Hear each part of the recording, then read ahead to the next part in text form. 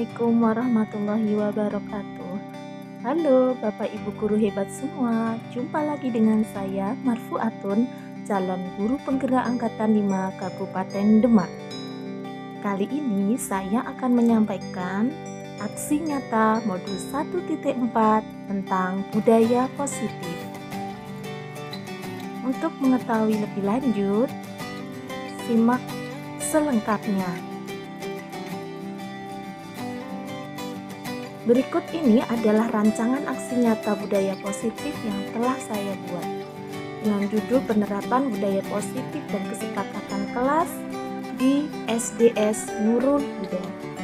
Latar belakang keunggulan suatu bangsa tidak hanya dilihat dari prestasinya, namun juga karakter yang ada.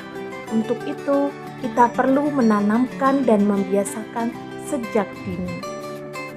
Adapun tujuannya yaitu menanamkan karakter luhur dan nilai-nilai kebajikan melalui budaya positif. Dan tolak ukurnya meliputi 1. Terwujudnya karakter luhur, yang kedua komitmen terhadap kesepakatan kelas, dan yang ketiga terlaksananya budaya positif secara konsisten.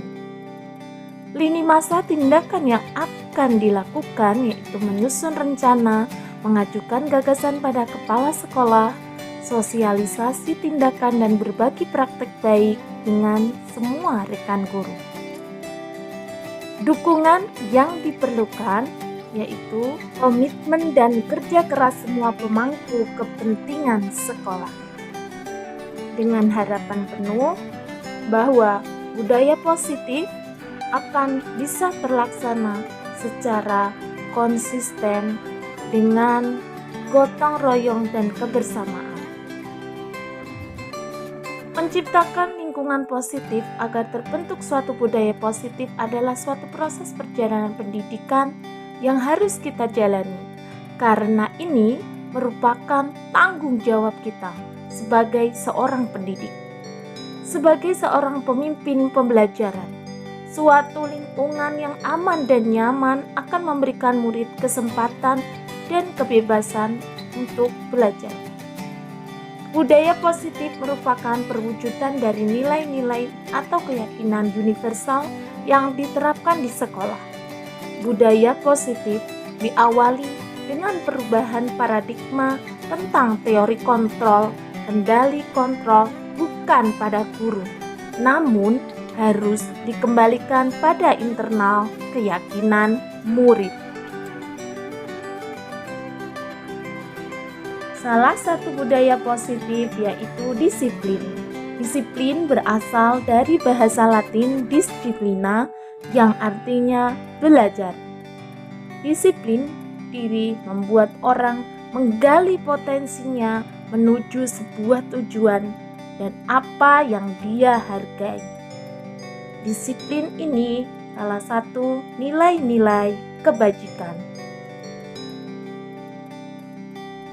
Nilai-nilai kebajikan adalah sifat-sifat positif manusia yang merupakan tujuan mulia yang ingin dicapai setiap individu. Nilai-nilai tersebut bersifat universal dan lintas bahasa, suku bangsa, agama, maupun latar belakang.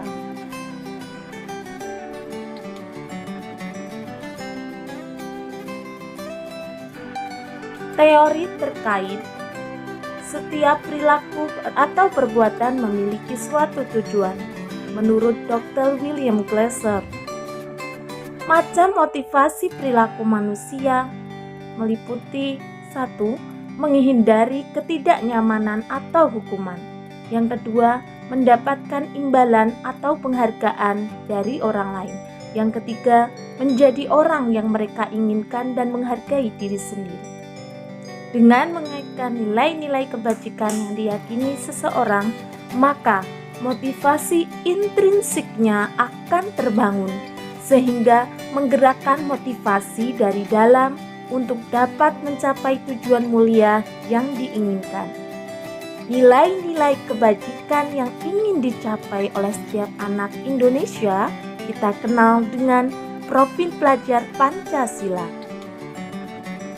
Salah satu upaya untuk menghidupkan motivasi intrinsik siswa yaitu dengan keyakinan kelas dan praktek segitiga restitusi.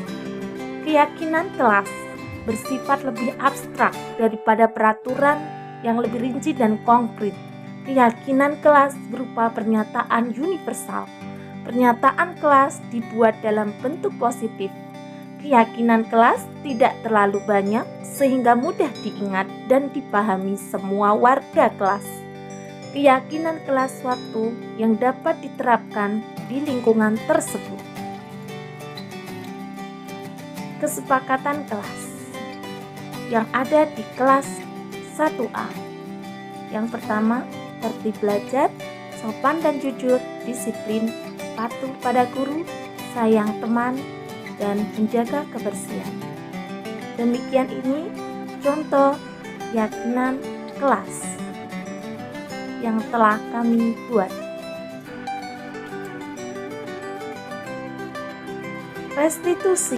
Adapun restitusi adalah proses menciptakan kondisi bagi murid untuk memperbaiki kesalahan mereka sehingga mereka bisa kembali pada kelompok mereka dengan karakter yang lebih kuat. Restitusi juga merupakan proses kolaboratif yang mengajarkan murid untuk mencari solusi untuk masalah mereka dan membantu murid berpikir tentang orang seperti apa yang ia hargai. Langkah segitiga restitusi.